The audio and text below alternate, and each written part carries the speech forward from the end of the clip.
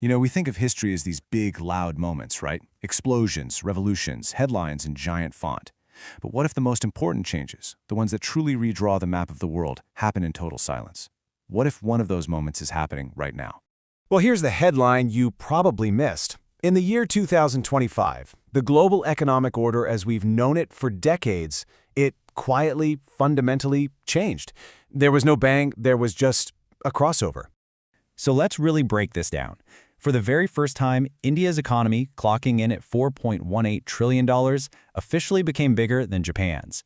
Now, you might look at that and think, okay, it's just a number on a spreadsheet. But no, this is so much more than that. This is the first tremor you can actually see of a massive geopolitical earthquake. It's a sign that the tectonic plates of global power are shifting right under our feet. And this crossover, it doesn't just change the leaderboard, it recasts the entire global drama. Think of it like a movie with 5 main characters. You've got the United States, the reigning champ who's starting to show some cracks. China, the patient, strategic challenger playing the long game. A struggling Germany, trying to get its engines started again. India, bursting with youthful demographic energy. And Japan, grappling with the quiet weight of a slow decline.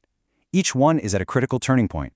If you want to understand where all of this is actually going, you've got to stick with us for this story. So subscribe, because believe me, the aftershocks from this silent shift are only just beginning. All right, first up, the reigning champ, the United States. And man, what a story. It's this incredible paradox, right? On one hand, you have this absolutely immense economic power, but on the other, it's tangled up in this deep institutional paralysis. So in 2025, the US basically decided to push all its chips to the center of the table with a huge fiscal gamble. The One Big Beautiful Bill Act is set to add a mind-boggling $4.1 trillion to the national debt over the next 10 years. The big question is, right, is this a stroke of genius to juice the economy, or is it a completely reckless bet that's going to blow up in their face? Let's look under the hood of this thing. I mean, this is basically a pure shot of adrenaline straight into the heart of the economy. You've got these massive tax cut extensions to keep people spending. Then there's this new thing, making tips and overtime tax-free to get cash right into workers' pockets. Now, yeah, there are some cuts to try and balance it out, but they barely scratch the surface. It's a high-stakes bet, for sure. Can the U.S. just outgrow its problems, even if it means drowning in debt later? But this is where the American paradox just smacks you in the face.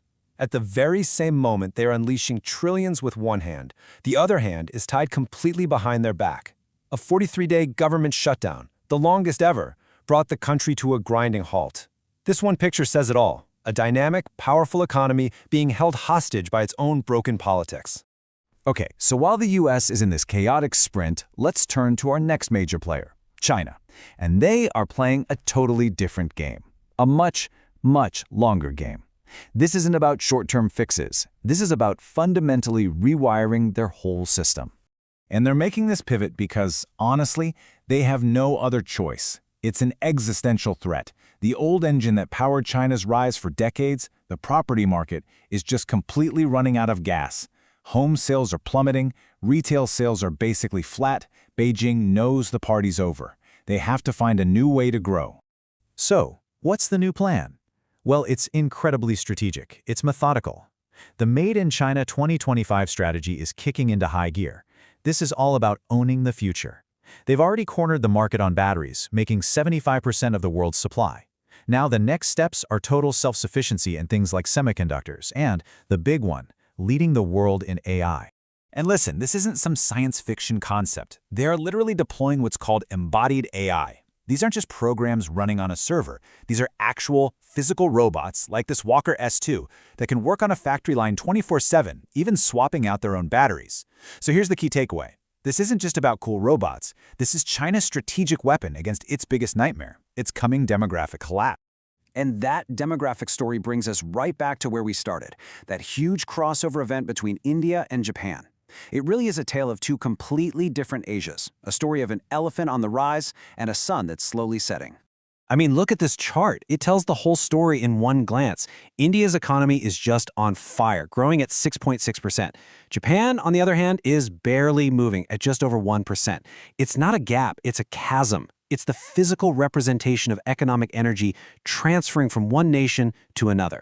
And the reason for this chasm comes down to one unstoppable force: demographics. You've got India, which is super young, with a median age of just 28. That's a giant, hungry workforce and a booming consumer market. Then you have Japan, where almost a third of the people are over 65. That means a shrinking workforce and a shrinking market. It's like watching two trains going in opposite directions. This is destiny, playing out in real time. And the result for Japan?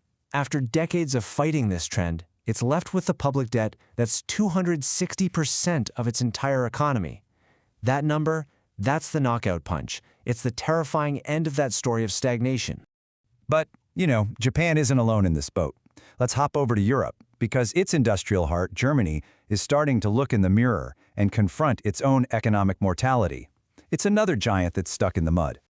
And this isn't just a bad quarter for Germany. Look at this timeline. Since 2019, the economy has just flatlined. We're talking about a projected growth of 0.2% for 2025. That's not even standing still, that's practically going backward. This isn't a recession, it's a chronic sickness.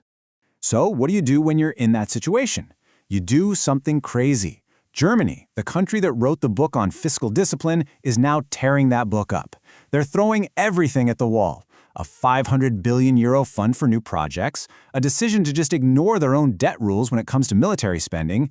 It's this wild strategy some are calling military Keynesianism.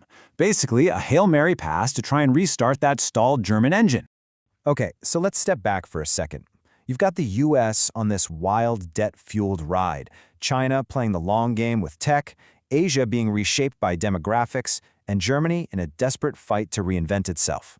When you see it all together, it's obvious. The future isn't coming, it's already here, and the rulebook has been thrown out. And that means the old way of looking at the world is broken. You can't just look at GDP numbers anymore and think you understand who's winning. The real game is being played on a deeper level. It's about a country's demographic health, how fast it can adopt AI, how adaptable its political system is. That's where true power lies now. So that brings us to the billion-dollar question, right? Looking at this new, chaotic world, who is actually set up to win in the next decade? Who's holding a winning hand, and who's bluffing? All right, let's put it all on a scorecard. The US, unbelievable tech, but a total mess politically and fiscally. China, master strategists with tech, but they're staring down the barrel of a demographic gun. India has all the youthful energy in the world, but huge infrastructure problems to solve. And Germany and Japan, incredible engineering, but they're getting old fast. See, no easy answers. Everyone's got a fatal flaw. Everyone's in transition. And that's really the heart of the story. The great power shift of 2025, it didn't make a sound. It wasn't a revolution. It was just the quiet turn of a page in a history book. And we're only on the first paragraph of a brand new and much more unpredictable chapter. This new chapter is literally being written as we speak. If you want to keep decoding what's happening before it becomes a headline, then you know what to do. Like, subscribe, share, and definitely comment. The future is unfolding and it's happening in silence.